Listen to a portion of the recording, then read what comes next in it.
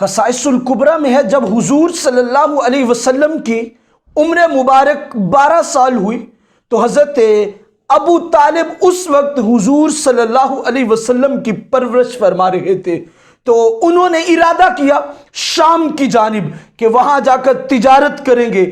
اس غرض سے جب نکلنے لگے تو حضور ان کے ساتھ لپٹ گئے، انہوں نے سینے سے لگایا تو وہ آپ کی بارگاہ میں عرض کرتے ہیں کہ اے محمد کیا تو میرے ساتھ جانا چاہتا ہے؟ جناب ابو طالب کے اس سوال پہ حضور نے کہا اے میرے چچا، میرا جی چاہتا ہے کہ میں آپ کے ساتھ رہوں۔ جناب ابو طالب نے ہاتھ پکڑا اور ساتھ لے لیا، چل پڑے، اور چلتے چلتے جب ایک ایسے مقام پر پہنچے جہاں بحیرہ راہب رہتا تھا، اس جگہ جب پہنچے تو اس نے جب دیکھا تو وہ اپنے گھر کو چھوڑ کے آگے نکلا اور آ کے استقبال میں کھڑا ہو گیا، عرض کرتا ہے قافلے والوں مجھے کچھ وقت دو، میں آپ کی مہمان نوازی کرنا چاہتا ہوں۔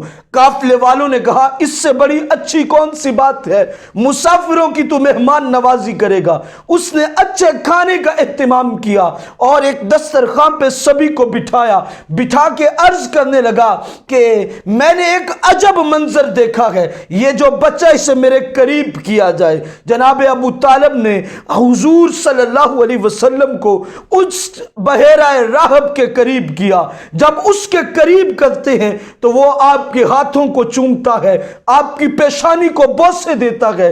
سارے قریشی پریشان ہو جاتے ہیں، آخر کیا ماجرا ہے؟ تو وہ عرض کرتے ہیں اے بحیرہ راہب آخر کیا حکمت ہے، اس کے ہاتھوں کو بوسے دیتا ہے، اس کی پیشانی کو چوم رہا ہے؟ تو وہ آگے سے کہنے لگا جب تم اس پہاڑی پہ چڑھ رہے تھے میں ادھر کھڑا دیکھ رہا تھا، جتنے درخت سے سارے کے سارے سجدے میں گئے ہوئے تھے، جتنے پتھر تھے وہ بھی اپنی زبانوں سے اس کی توصیف بیان کر رہے تھے، وہ بھی جھکے ہوئے تھے، شجر و حجر کی یہ کیفیت تھی۔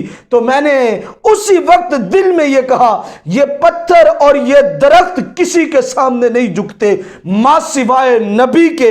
کہا جب یہ تم اوپر چڑھ رہے تھے تو میں نے دیکھنا شروع کیا تم میں سے کون ہے جس کی پیشانی میں ایسا نور ہے؟ تو کہا یہی وہ بچہ ہے جس کو میں نے دیکھا تو مجھے پتا چل گیا یہی وہ ہے جس کی خاطر رب نے یہ ساری دنیا بنائی ہے، جس کا چہرہ نور علی نور ہے، سر سے لے کر پاؤں تک تنویر ہی تنویر ہے، گفتگو سرکار کی قرآن کی تفسیر ہے۔ سوچتی تو ہوگی دنیا مصطفیٰ کو دیکھ کر وہ مصور کیسا ہوگا جس کی یہ تصویر ہے۔ میرے حضور کے ہاتھوں کو چومتا ہے، کبھی حضور کے چہرے کو چومتا ہے، اور حضور کو اپنے ساتھ بٹھا کے با ادب ہو کے بیٹھ گیا اور جناب ابو طالب سے کہنے لگا یہ کیا لگتا ہے؟ تو جناب ابو طالب عرض کرنے لگے یہ میرا بھتیجا ہے۔ تو اس بندے نے کہا، بحیرہ راہب نے کہا آپ یہاں سے واپس مڑ جائیے،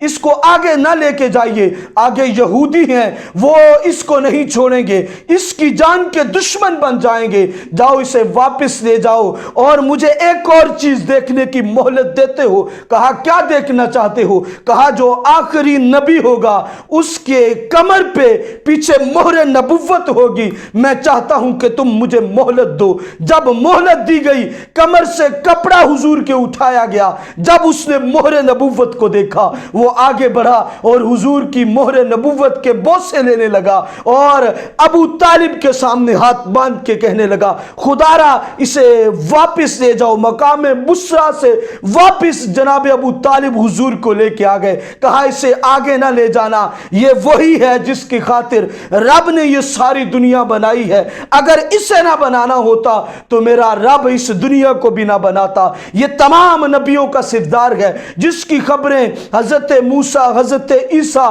دیگر انبیاء علیہ السلام دیتے گئے، یہ وہی محبوب رب کا نبی ہے۔ اس کی عزت کرو، اس کی توقیر کرو، اس کے صدقے سے دعاؤں مانگو، دیکھنا میرا رب تمہاری ہر حاجت کو پورا کر دے گا۔